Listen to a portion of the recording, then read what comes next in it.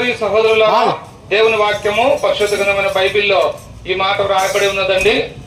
ఇదిగో నేను ఒక నూతన క్రియ చేయుచున్నాను అనే మాట రాయబడి ఉన్నదండి. అవునండి, ఈ నూతన సంవత్సరంలో నూతనమైన విధానంలో నిన్ను దీవించాలని, నూతన ఆశీర్వాదము నీకు దయచేయాలని దేవుని యొక్క నిత్యమైనటువంటి సంకల్పం అండి. ప్రియ సహోదరి సహోదరులారా, దేవుని వాక్యం సెలవిస్తా ఉంది, ఏ భేదము లేదు, అందరు కూడా పాపం చేసి దేవుడు అనుగ్రహించు మహిమను పొందలేకపోతున్నారని పరిశుద్ధ గ్రంథమైన బైబిల్లో రాయబడి ఉన్నదండి. ఈ లోకంలో జన్మించిన ప్రతి మానవుడు కూడా పాపి అని దేవుని వాక్యం సెలవిస్తా ఉంది. ఈ ఊరి వాడని ఆ ఊరి వాడని తేడా లేదండి. ఈ లోకంలో ప్రతి మానవుడు కూడా పాపి అని పరిశుద్ధ గ్రంథమైన బైబిల్ తెలియజేస్తా ఉంది. ఈ పాపాన్ని బట్టి మానవుడు నెమ్మది లేక జీవిస్తా ఉన్నాడు, శాంతి లేక జీవిస్తా ఉన్నాడు, సమాధానం లేక జీవిస్తా ఉన్నాడు. అందుకే మనము న్యూస్ పేపర్లలో కూడా మనం చూస్తూ ఉంటాం కదా, అక్కడక్కడ ఆత్మహత్యలు అనే మాట మనం వింటూ ఉంటాం. ఇవన్నీ ఎందుకు అంటే మానవుల్లో ఉన్నటువంటి పాపాన్ని బట్టి.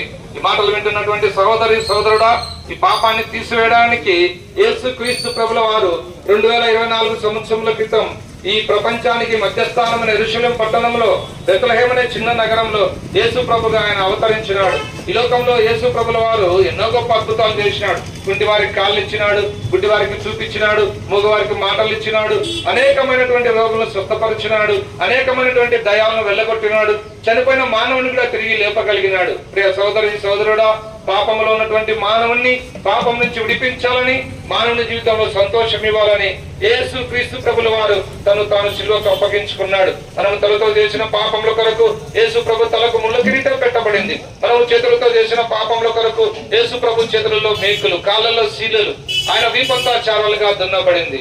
మనందరి పాపముల కొరకు యేసు ప్రభుల వారు శిలువలో మరణించినాడు, సమాధి చేయబడినాడు, 3వ దినాన తిరిగి లేచినాడు, ఆ పరలోకానికి ఆరోహణుడైనాడు. కనుక కొద్ది దినాల్లో ఈ సంవత్సరం ముగియబోతా ఉంది. కొద్ది దినాల్లో మనం నూతన సంవత్సరంలో ప్రవేశించబోతా ఉన్నాం. కనుక ఎంతకాలం నువ్వు పాపంలో జీవిస్తావు, ఎంతకాలం నువ్వు పాపంలో తినుచు, పాపంలో త్రాగుచు, పాపంలో సుఖిస్తూ, పాపంలో మరణిస్తావు. పాపంలో వచ్చు జీవితము మరణమని దేవుని వాక్యం సెలవిస్తా ఉంది. కనుక మాటలు వింటున్న సోదరి సోదరుడా, ఇప్పుడు నువ్వు పాపం నుంచి విడుదల పొందగోరుచున్నావా? నీ జీవితంలో శాంతి కావాలని అనుకుంటున్నావా? నీ జీవితంలో నన్నెవరు ఆదరించలేదు, నన్నెవరు ప్రేమించలేదని బాధపడుతున్నావా? నా యొక్క జీవితంలో ఎవరు నాకు తోడుగా లేరని నువ్వు బాధపడుతున్నావా? సోదరి సోదరుడా, యేసు క్రీస్తు ప్రభు నిన్ను ప్రేమిస్తా ఉన్నాడు. యేసు ప్రభుల వారు నిన్ను పిలుస్తా ఉన్నారు. నువ్వెంత ఘోర పాపి అయినా సరే యేసు ప్రభు చెంతకు, యేసు ప్రభు అని శాంతి, సమాధానం, సంతోషం దేవుడు నీకు ఇవ్వాలని ఇష్టపడతా ఉన్నాడు. నీ పాత జీవితాన్ని తీసివేసి నీ జీవితం నూతన పరచాలని, నూతన సంవత్సరంలో నూతనమైన విధానంలో దేవుడు నిన్ను దీవించాలని ఇష్టపడతా ఉన్నాడు. సహోదరి సహోదరుడా, దేవుని వాక్యం చెలిపిస్తూ ఉంది, ఈ కాలం సంపూర్ణమైంది, దేవుని రాజ్యం సమీపించింది, మానవ మనసు పొంది రక్షణ స్వార్థం నమ్మండి. కనుక నువ్వు అనుకుంటా ఉన్నావేమో, అయినా మాకు కాదులేని. యేసుక్రీస్తు అందరికీ ప్రభు అండి. ప్రపంచంలో ఉన్న ప్రతి మానవుని కూడా యేసు ప్రభు ప్రేమిస్తా ఉన్నారు.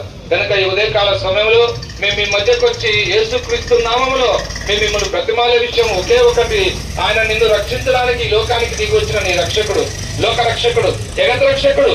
నిన్ను రక్షించడానికి వేరే మార్గం లేనే లేదు. యేసు ప్రభే మార్గం, యేసు ప్రభే సత్యం, యేసు ప్రభే జీవం. ప్రభు అయిన యేసు విశ్వాసం ఉంచండి, అప్పుడు మీరు మీ ఇంటి వారిని గొప్ప ఆత్మరక్షణ, పాపక్షమాపణ, శిష్యులముగా విశ్వాసముతో సాగెదము.